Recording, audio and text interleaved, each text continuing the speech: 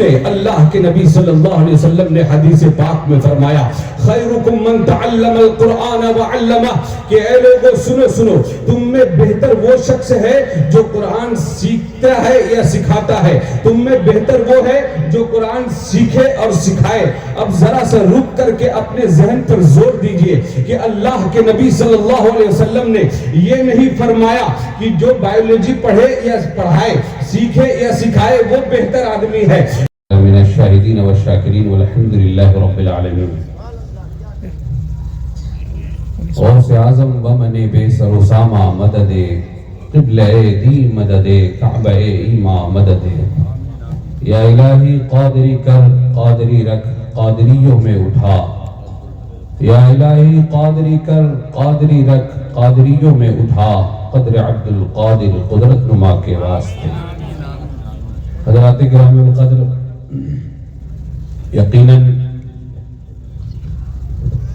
آپ حضرات بڑی مبارکباد کے لائق ہیں کہ آج آپ کی بستی میں، آپ کے شہر، آپ کے اس محلے میں بہت بڑی بڑی عظیم ہستیاں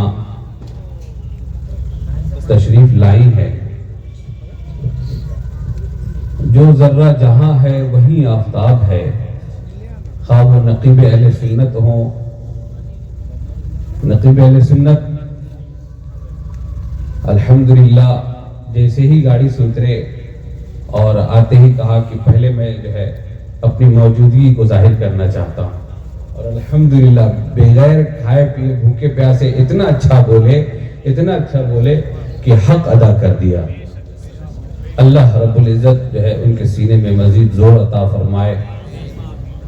انشاءاللہ الرحمن ہم سے جو ہے پہلے بھی آپ حضرات نے یقیناً بہت سارے نعت خوانوں کو اور خطبہ کو سماعت فرمایا ہوگا۔ اب میرے بعد بھی یقیناً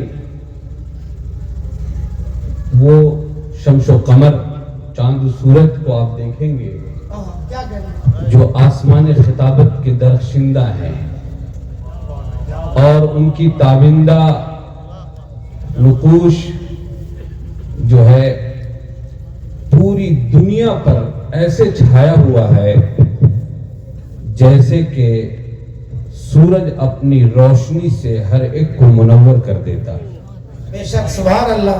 وقت کی قلت دامنگیر ہے، آئیے بڑی تیزی کے ساتھ ہم سب مل کر سب سے پہلے اپنے آقا و مولا جناب احمد مجتبی روحی فدا محمد المصطفیٰ صلی اللہ تعالی علیہ وآلہ وسلم کی بارگاہ میں درود پاک کا ہدیہ پیش کریں اور پڑھیں اللہم صلی علی سیدنا مولانا محمد وعلی آلہ وصحبہ وبارک وسلم صلو علیہ صلاۃ و سلام علیک یا رسول اللہ صلی اللہ تعالی علیہ وآلہ وسلم۔ جو کھانا نہیں کھائے ہیں مدرسے میں جا کر کھانا کھانا۔ دیکھیں ہم لوگ اہل سنت والجماعت ہیں، اور ہم اہل سنت والجماعت یقیناً وہ جنتی لوگ ہیں جن کی نسبت جو ہے قرآن سے، صاحب قرآن سے اور خدا تعالیٰ کے کلام الہی ہونے کی وجہ سے اللہ تبارک و تعالیٰ سے ڈائریکٹ تعلق ہو گیا ہے۔ اللہ رب العزت کی بارگاہ میں دعا ہے کہ اللہ رب العزت اس نسبت کو سلامت رکھے۔ میں بارہا یہ کہا کرتا ہوں کہ نسبت کا تعلق جو ہوتا ہے، نسبت جو ہوتی ہے اور اس تعلق جو ہوتا ہے کسی بھی شے سے کسی شے کا، وہ اپنے آپ میں بہت اہمیت کا حامل ہے۔ اب دیکھیں بہت سے ایسے شہر ہیں، بہت ایسے جو ہے محلے اور بستیاں ہیں جہاں پر کوئی مدرسہ نہیں ہے، جہاں پر نہ کوئی مدرسہ ہے صحیح ڈھنگ کا، نہ وہاں سے بچے قرآن کی تعلیم حاصل کر کے قرآن کو مکمل یاد کر کے اس کو اپنے سینے میں بسا کر نکلتے ہیں، ایسا بہت کم ہے۔ یا تو بعض جو ہے شہر کا رخ کرتے ہیں یا کسی بڑے مدارس کا، لیکن موسیٰ بنی والوں آپ اپنی قسمت پر جتنا بھی نازا کرو کم ہے، کیونکہ اللہ رب العزت نے آپ کو موسیٰ بنی کے اندر اتنا چمکتا دمکتا اہل سنت کا قلعہ مدرسے کی شکل میں دیا، اور اس پر مزید یہ کہ قاری غیث اللہ صاحب جیسے علماء کی جو ہے سرپرستی عطا فرمائی، اور قرآن مجید سے تعلق کا عالم یہ ہے کہ آپ جاننا چاہیں گے کہ نسبت کی اہمیت کیا ہے، نسبت کا رول کیا ہوتا ہے، نسبت سے کیسے کوئی شے ممتاز ہو جاتی ہے۔ اگر آپ اس کو جاننا چاہتے ہیں تو سنیں، اللہ کے نبی صلی اللہ علیہ وسلم نے حدیث پاک میں فرمایا خیرکم من تعلم القرآن وعلمہ، کہ اے لوگو سنو، تم میں بہتر وہ شخص ہے جو قرآن سیکھتا ہے یا سکھاتا ہے، تم میں بہتر وہ ہے جو قرآن سیکھے اور سکھائے۔ اب ذرا سا رک کر کے اپنے ذہن پر زور دیجئے کہ اللہ کے نبی صلی اللہ علیہ وسلم نے یہ نہیں فرمایا کہ جو بائیولوجی پڑھے یا پڑھائے، سیکھے یا سکھائے وہ بہتر آدمی ہے، یا کوئی یہ کہے کہ نو پڑھنے والا جو ہے بہتر ہے، سر پڑھنے والا بہتر ہے، یا دنیاوی تعلیم حاصل کرنے والا بہتر ہے۔ آپ کوئی بھی فنون کو اٹھا لے، اللہ کے نبی صلی اللہ علیہ وسلم نے یہ نہیں فرمایا ہے کہ وہ آدمی بہتر ہے جو سیکھ رہا ہے اس فن کو، یا اللہ کے نبی صلی اللہ علیہ وسلم نے فلاں علم کے بارے میں یہ فرمایا ہو، فلاں ایجوکیشن کے بارے میں یہ فرمایا ہو کہ جو اس کو سیکھے گا وہ بہت بہترین ہے۔ لیکن نسبت قرآن کی وجہ سے جب نسبت ہو گئی قرآن سے لوگوں کی اور اس معلم کی، اس حافظ قرآن کی، تو میرے نبی نے یہ فرمایا کہ خیرکم من تعلم القرآن وعلمہ، کہ تم میں بہتر وہ ہے جو قرآن خود سیکھے اور دوسروں کو سکھاتا ہوا ہے۔ سبحان اللہ، کیا بات ہے، سبحان اللہ۔ خیرکم من تعلم القرآن وعلمہ، تم میں بہتر وہ ہے جو قرآن سیکھے اور دوسروں کو سکھائے۔ اب یہاں پر حدیث کی تھوڑی اور میں توسیع اور تشریح کرنا چاہتا ہوں۔ ترجمہ کیا ہے؟ جو خود قرآن سیکھے اور دوسروں کو سکھائے۔ اب آپ ہم کو بتائیں کہ یہ جو بچے ہمارے حفاظ ہیں، حافظ بنے ہیں، یہ کیا اکیلے سیکھ گئے، یا پھر جو ہے یہ جو سکھایا جا رہا ہے ان کو یہ اکیلے ہوا؟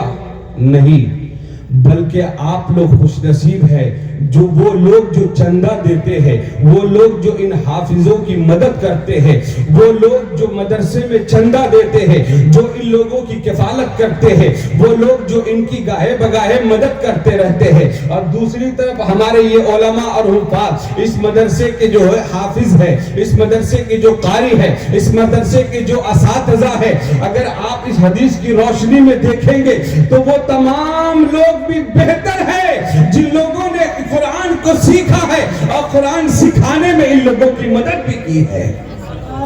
اللہ کے نبی صلی اللہ علیہ وسلم نے فرمایا خیرکم من تعلم القرآن وعلمہ، کہ تم میں بہتر وہ شخص ہے جو قرآن سیکھے اور دوسروں کو سکھائے۔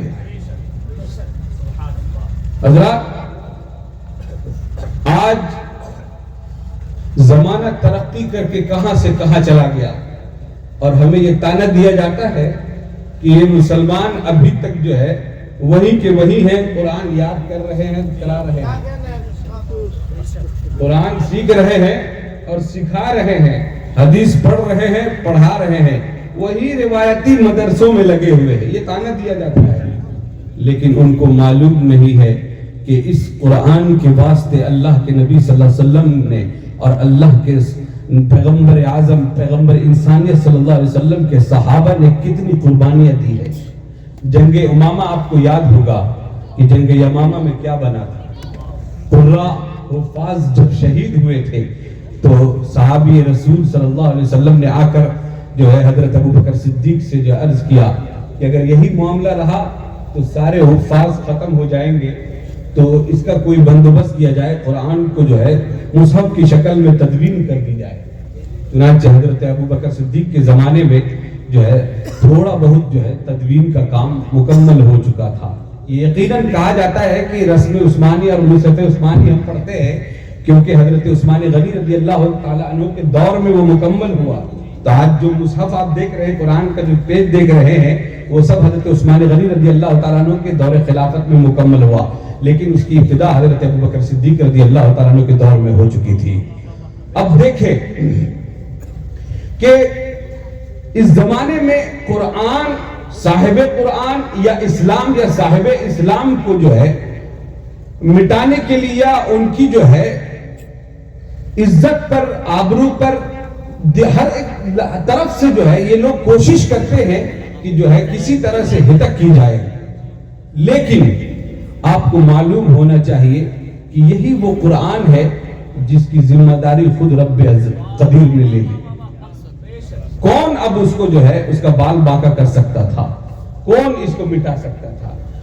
آپ نے دیکھا ہوگا کہ وہ ایک کون وسیم رضوی نام کا شخص تھا، اس نے کہا کہ اس سے جو ہے 10-15 آیتیں نکال دینی چاہیے.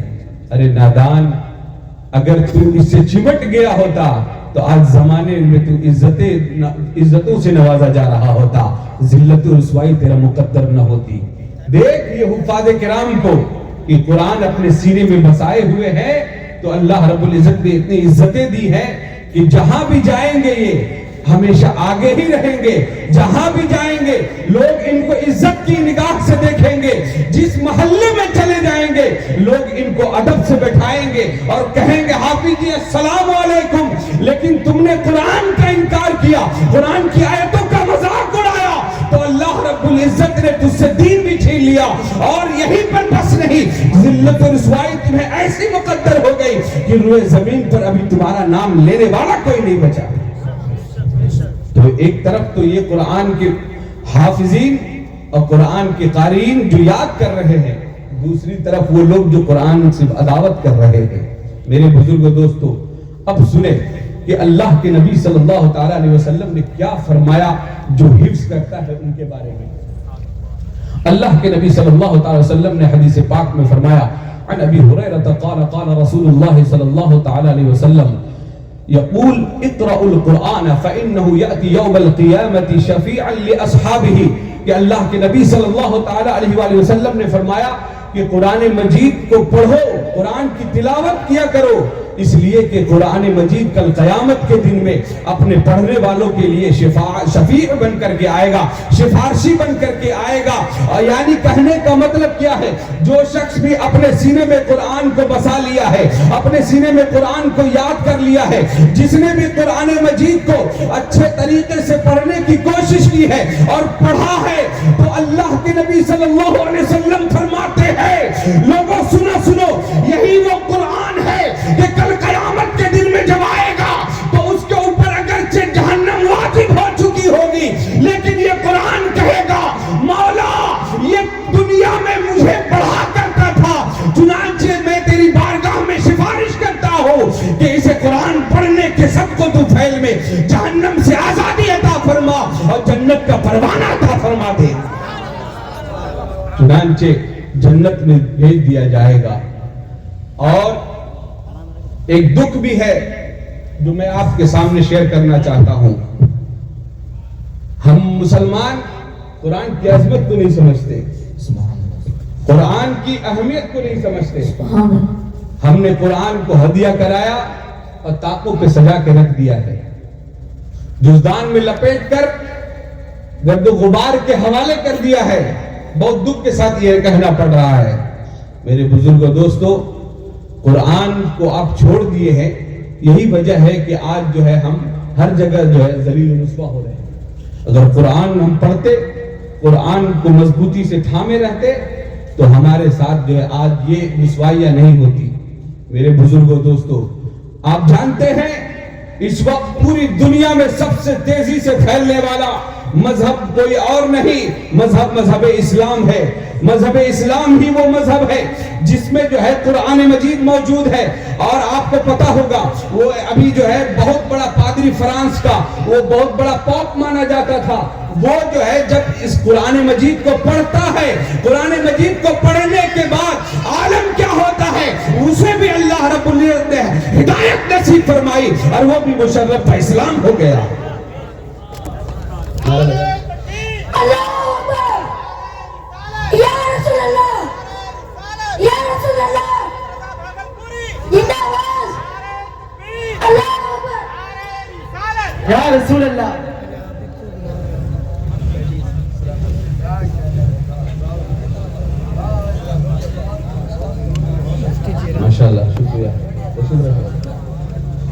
تشریف رکھیں ماشاءاللہ. آخری بات کہہ کر آپ کے سامنے سے رخصت ہو رہا ہوں کیونکہ آپ کے ہر دل عزیز اور بولا جائے اصل میں عظمت بھائی کو بھی سننا ہے انشاءاللہ الرحمن, دم بھر پڑھوانا بھی ہے انشاءاللہ. درود پاک پڑھے. اللہم صلی علی سیدنا مولانا محمد وعلی آلہ وصحبہ وبارک وسلم. صلو علیہ صلاة و سلام علیک یا رسول اللہ صلی اللہ تعالی علیہ وآلہ وسلم. تو میں عرض کر رہا تھا کہ ہم وہ قوم ہے جو معزز تھے, ہم وہ قوم ہے جو صاحب عزت تھے, ہم وہ قوم تھے جسے دنیا عزت کی نگاہ سے دیکھتی تھی, ہم وہ قوم تھے جہاں بھی جاتے تھے لوگ ہمیں اول درجہ دیتے تھے. لوگوں کی اولین ترجیح اگر کچھ تھی تو وہ مسلمانوں کی شخصیت تھی. اولین ترجیح میں آپ تھے اس لیے کہ آپ قرآن کے عامل تھے, آپ قرآن کو پڑھا کرتے تھے میرے بزرگوں دوستوں. لیکن آج ایسا دور آ گیا ہے کہ لوگ آپ کو جو ہے ذلت کا نشانہ بنا رہے ہیں, لوگ جگہ جگہ پر آپ کو بلیک میل کرتے ہیں, یا لوگ جگہ جگہ پر آپ کو ذلیل و رسوا کرنے کی کوشش کرتے ہیں. میرا یہ وجدان کہتا ہے میرے بزرگوں دوستو کہ آج جو ہمیں جو رسوائی مقدر ہو رہی ہے, آج جو ہم ذبح حالی کی طرف جا رہے ہیں, اس کا کوئی اور سبب نہیں ہے بلکہ واحد سبب یہ ہے کہ ہم قرآن سے دور ہوتے چلے جا رہے ہیں. نہ ہم خود قرآن پڑھتے ہیں, نہ جن مدرسوں میں قرآن کی تعلیم ہوتی ہے ان مدرسوں کی کفالت کرتے ہیں, نہ ان مدرسوں کو اہمیت دیتے ہیں, نہ ان مدرسوں کو جو ہے مدد کرتے ہیں. تو میرے بزرگوں دوستو اب مجھے کہہ لینے دیا جائے, وہ شعر مجھے یاد آ رہا ہے کہ وہ زمانے میں معزز تھے, وہ زمانے میں معزز تھے, وہ زمانے میں معزز تھے مسلمان ہو کر, اور ہم ذلیل و رسوا ہوئے تارک قرآن ہو کر. میرے بزرگوں دوستو آپ آج بھی چاہتے ہو کہ زمانے میں آپ معزز ہو جاؤ, زمانے میں آپ کی جو ہے عزتیں ہو, لوگ آپ کو قدر کی نگاہ سے دیکھیں. تو میرے بزرگوں دوستو آپ کو قرآن کی طرف آنا ہوگا, آپ کو قرآن کی تعلیم کو عام کرنا ہوگا, قرآن کو سمجھنا ہوگا. قرآن جب آپ پڑھیں گے یا قرآن پڑھنے والوں کو آپ جو ہے عزت کی نگاہ سے دیکھیں گے, یہ علماء یہ حفاظ کی آپ جب مدد کریں گے, آپ کے گھر میں قرآن کی تلاوت ہوگی, قرآن گرد و غبار کی نگاہ نظر نہیں ہوگا. تو میرے بزرگوں مجھے کہہ لینے دیا جائے, جس طرح سے آج یورپ ہمارے قرآن کو پڑھ کر کے عزتیں کما رہا ہے, تو سوچو ان کے پاس تو ایمان نہیں ہے لیکن قرآن کے صدقے میں ان کو عزتیں مل رہی ہے. اگر مسلمان نے قرآن پڑھ لیا میرے بزرگوں دوستو تو سوچو اس کا مقام و مرتبہ کہاں سے کہاں پہنچ جائے. تکبیر, نعرہ رسالت, نعرہ رسالت, مسلک اعلیٰ حضرت, علماء اہل سنت, علماء اہل سنت, نعرہ تکبیر, نعرہ رسالت.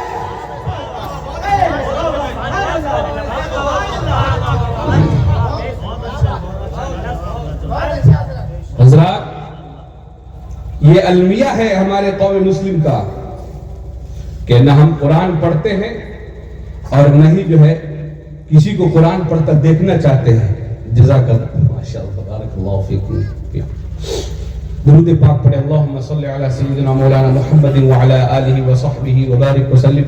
صلاۃ و سلام علیک یا رسول اللہ صلی اللہ تعالی علیہ وآلہ وسلم. قرآن پڑھیں, قرآن پڑھنے والوں کی مدد کریں. آپ جانتے ہیں کہ قرآن یہ واحد کتاب ہے, یہ واحد کتاب ہے جس میں شک و شبہ کی جو ہے ذرہ برابر بھی گنجائش نہیں. اور یہ تو سورہ بقرہ کی شروع میں ہی الف لام میم کے فوراً بعد میرے رب عز و جل نے ارشاد فرمایا, اور یہی وہ قرآن ہے جس کے بارے میں اللہ رب قدیر نے فرمایا کہ وَنُنَزِّلُ مِنَ الْقُرْآنِ مَا هُوَ شِفَاءٌ وَرَحْمَةٌ. کہ ہم مفہوم یہ ہے کہ قرآن کو ہم نے نازل کیا ہے کیوں, اور یہ قرآن کی جو اجزاء ہے یہ شفا بھی ہے رحمت بھی ہے, شفا بھی ہے رحمت بھی ہے. آج آپ زمانے میں نگاہ اٹھا کر کے دیکھیں کہ کوئی ڈائبٹیز کا مریض ہے, کوئی کسی کو شوگر ہے, کسی کو طرح طرح کی جو ہے طرح طرح کی بیماریاں لاحق ہو گئی ہیں, عارضہ لاحق ہو گیا ہے. لیکن اے حوار مسلمان, اگر تو ذرہ برابر اسلام سے قریب ہوتا, اپنے اسلام سے, مدرسے سے, علماء سے, حفاظ سے ذرہ برابر بھی قریب ہوتا, تو یہ تمہیں بتاتے کہ اگر تمہیں شوگر کا مرض ہو جائے تو پڑھو وَقُلْ رَبِّ أَدْخِلْنِي مُدْخَلَ صِدْقٍ وَأَخْرِجْنِي مُخْرَجَ صِدْقٍ وَأَخْرِجْنِي مُخْرَجَ صِدْقٍ. میرے بزرگوں دوستو, یہ پوری آیت آخر تک پڑھ لے گا جو شخص بھی, تو کہتے ہیں اسے شوگر کی بیماری نہیں ہوتی. میرے بزرگوں دوستو, اور قریب ذہن کو کرو, اسی سے آگے قرآن نے کہا تھا کہ یہی وہ قرآن ہے جس میں شفا بھی ہے اور رحمت بھی ہے. آپ دیکھیں ہر جگہ آج جو ہے ایک طوفان برپا ہے, آپس میں لڑائی ہے, نفرت ہے, عداوت ہے, ایک دوسرے کے لیے حسد ہے, کینہ ہے, آپس میں بنتی نہیں ہے. کہتے ہیں کیا کرے حضرت, کیا کرے حضور, آج جو ہے میرا بھائی ہماری زمین پر قبضہ کر لیا ہے, کیا کرے حضور, ہمارے گھر میں برکت نہیں رہی, کیا کرے حضور, ہمارے گھر میں رحمت نہیں. امام صاحب دیکھیں نا, کوئی تعویذ لکھ دینا. ارے امام صاحب تعویذ تو لکھ دیں گے, لیکن سنو, اللہ رب العزت نے تمہیں ایک عظیم نعمت عطا فرمائی تھی, وہ قرآن کریم تھی, اور برملا اعلان بھی کر دیا تھا کہ اس میں شفا بھی ہے, رحمت بھی ہے. تو اب سوچو مسلمانوں, آپ جب سے قرآن سے دور ہوئے, نماز سے دور ہوئے, تو شفا نہیں ہے آپ کے پاس, رحمت نہیں ہے آپ کے پاس. شفا کی جگہ بیماری نے لے لی ہے, رحمت کی جگہ جو ہے عداوت نے لے لی ہے, برکت کی جگہ نحوست نے لے لی ہے. آج بھی اگر مسلمان اپنے گھر میں 4 ٹائم نہیں, کم از کم 1 ٹائم صرف فجر کے بعد قرآن کی تلاوت شروع کر دے, تو ہم سنیوں کا یہ عقیدہ ہے کہ اس کے گھر سے نحوست دور ہو جائے گی, عداوت دور ہو جائے گی, آپس میں محبت پیدا ہو جائے گی. پھر کہنے والا کہے گا یہ وہی مسلمان ہے جو کل جنگ بدر میں 313 کو لے کر نکلے تھے تو ہزاروں ہزار کو پسپا کر دیا تھا, اور سب کو تہے دیکھ کرتے ہوئے نظر آئے تھے. نعرہ تکبیر, نعرہ رسالت, مسلک اعلیٰ حضرت, فیضان اعلیٰ حضرت, فیضان اعلیٰ حضرت, فیضان تاج و شریعت. نعرہ تکبیر, نعرہ رسالت. حضرات, آج بھی وہ قرآن باقی ہے. اب بھی وقت ہے کہ ہم لوگ اپنے اسلام کی طرف لوٹ جائیں, قبل اس کے جو ہے ہم لوٹا دیے جائیں. ضرورت ہے کہ ہم اپنے ایمان کی پختگی کے لیے کچھ سامان مہیا کر لیں, قبل اس کے کہ ہمارا حساب ہو, ہم اپنا حساب خود ہی کر لیں. آج اگر چاہتے ہیں ہم کہ ہمارے گھروں میں برکتیں ہو, آپس میں بھائی چارگی برقرار رہے, بھائی بھائی میں لڑائی نہ ہو,